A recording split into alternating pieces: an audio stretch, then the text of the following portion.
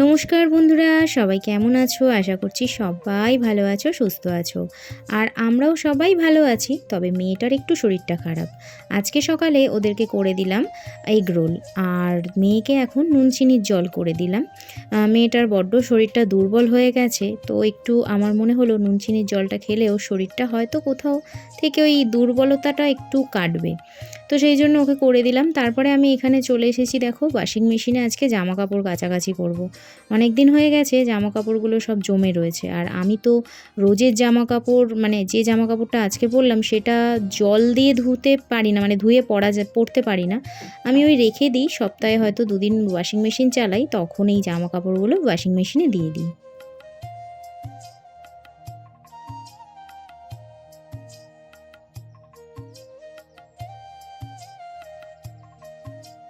সারাদিনের কাজকর্ম করতে করতে আজকে তোমাদের সাথে কিছু কথা শেয়ার করব।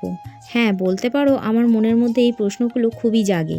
তো সেই জন্য আজকে মনে হলো চলো এই প্রশ্নগুলো তোমাদের সাথে শেয়ার করি, এরকম কথা তোমাদেরও মনে হয় কি না।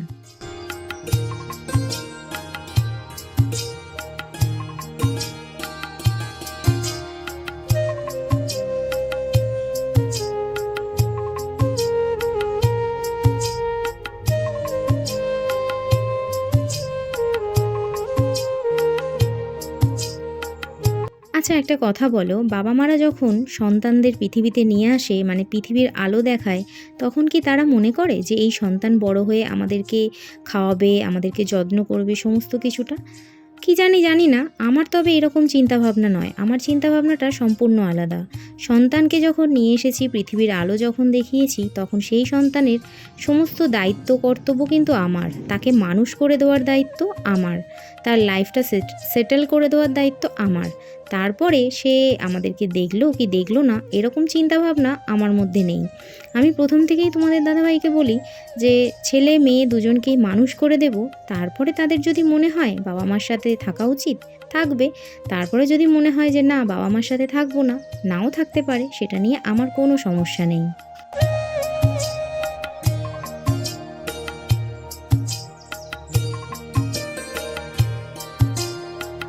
তবে হ্যাঁ, ঠিক যেমন বাবা মা হয়ে আমার যেমন কোনো রকম কোনো চাহিদা নেই ছেলে মেয়ের প্রতি, আমার মনে হয় সন্তানেরও হয়তো সেরকম কোনো চাহিদা না থাকাটাই উচিত।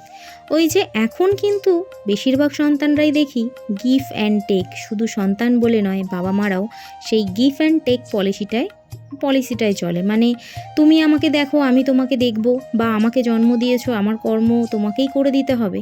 ভবিষ্যতে আমি তোমাকে নাও দেখতে পারি, আবার ভবিষ্যতে সেই সন্তান যখন না দেখে, তখন বাবা মার আক্ষেপ হয়ে যায়। সব কিছু দেনা করে দিয়ে সমস্ত কিছুটা তার লাইফ সেটেল করে দেওয়ার পর সে দেখো আলাদা জায়গায় সেটেল হয়ে গেছে, কেন আমাদের সাথে থাকে না? এইসব আক্ষেপ অনেক বাবা মারই আছে।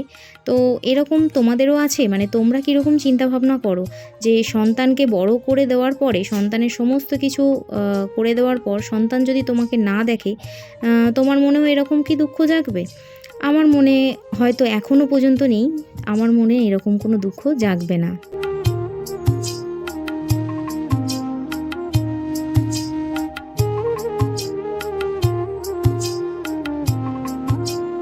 গিভ অ্যান্ড টেক, এই পলিসিটাকে আমি বিশ্বাস করি না। আমি বিশ্বাস করি আমার কর্ম আমি করব, আর আমার সন্তানদের কর্ম তারা করবে। তারাও বড় হবে, তাদেরও বিবেক হবে, তাদের সমস্ত কিছু চিন্তা ভাবনা সব কিছুই জাগবে।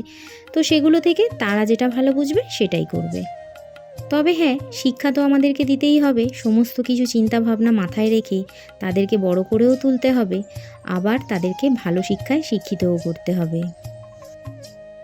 আমার কাছে মনে হয় সন্তানরা, কোনো সন্তান মানে কোনো একজন সন্তান যদি দুর্বল হয়, তাকে বিশেষ করে খেয়াল এবং যত্ন রাখতে হবে। ঠিক যেমন আমার মেয়ে কিন্তু একটু শারীরিক মানে শারীরিক জায়গা থেকে একটু বেশি দুর্বল। তাই জন্য কিন্তু আমি মেয়ের খেয়ালটা রাখি। তবে হ্যাঁ, সব কিছু ক্যামেরার সামনে তুলে ধরা হয় না। তো ওদের আজ 7টা থেকে পড়া ছিল। আর মেয়েটার হচ্ছে সকাল থেকেই শরীর খারাপ, সকাল থেকে ঠিক নয়, কালকে পড়ে থেকে আসার মানে পড়তে থেকে যখন নিয়ে আসলাম তারপর থেকেই মেয়েটার খুব শরীর খারাপ। তো সেই কারণে আর বাইরে বৃষ্টিও পড়ছে, একটু জ্বর জ্বর মতন, তারপরে সবকিছু মিলিয়েই মেয়েটার শরীর খারাপ। তো সেই জন্য না আজকে আর ওদেরকে পড়তে নিয়ে যাইনি। আর এখন এই বসে আছি সন্ধ্যেবেলা, এখন একটু চা খেলাম, মেয়ে মুড়ি খেলো, ছেলে প্যাটিস প্যাটিস নিয়ে আসলো, প্যাটিস নিয়ে আসলো, নিয়ে এসে খেলো। আর এই দেখো, ও আজকে স্কুল থেকে এসে ঘুমায়নি, ওই জন্য এখন ঘুমিয়ে পড়েছে। পড়তে যায়নি যেহেতু, ওই জন্য ঘুমিয়ে পড়েছে। তো চলো দেখা যাক সন্ধ্যেবেলা মানে রাত্রেবেলা কি রান্না বান্না করি। আর তোমাদের দাদাভাই তো আজকে থেকে আবার কাজে জয়েন দিল, মানে কাজে গেছে। দেখা যাক রাত্রিবেলা কি রান্না বান্না করি, তোমাদের সাথে অবশ্যই শেয়ার করবো। তবে বর্তমান সমাজে এখন এই গিভ অ্যান্ড টেক পলিসির উপরেই চলছে প্রত্যেকটা সম্পর্ক, সেটা ভাই বোন হোক, বাবা মা হোক, দাদা দিদি হোক, যাই হোক। ফেসবুকে একটা পোস্ট করেছিলাম, সেই পোস্ট থেকে এই কথাগুলো আমি তুলে ধরলাম। আমার লাইফের সাথে কোনো রকম জড়িত নেই। আর পোস্টে আরও অনেক রকম কথা ছিল, সেগুলো বললে জানি অনেকের গায়ে লেগে যাবে, তাই সেগুলো আর বললাম না। চলো, ভিডিওটা যদি ভালো লেগে থাকে লাইক কমেন্ট শেয়ার করো। টাটা।